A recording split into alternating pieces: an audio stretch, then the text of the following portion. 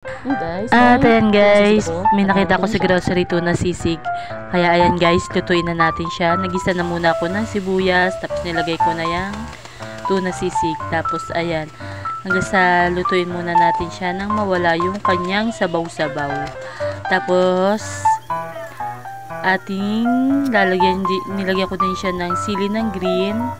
Tapos nilagyan ko din siya ng egg. Tapos wala na ako nilagay niyang pampalasa kasi malasa na siya talaga. Kaya ayan, nilagyan ko lang siya ng egg.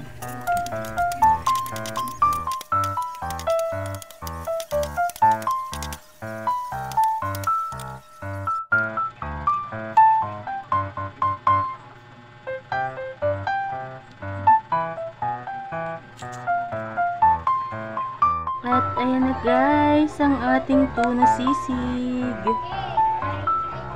O diba?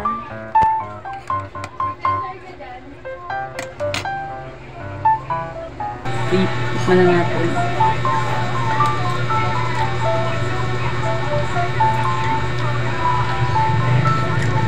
Hindi mo masama.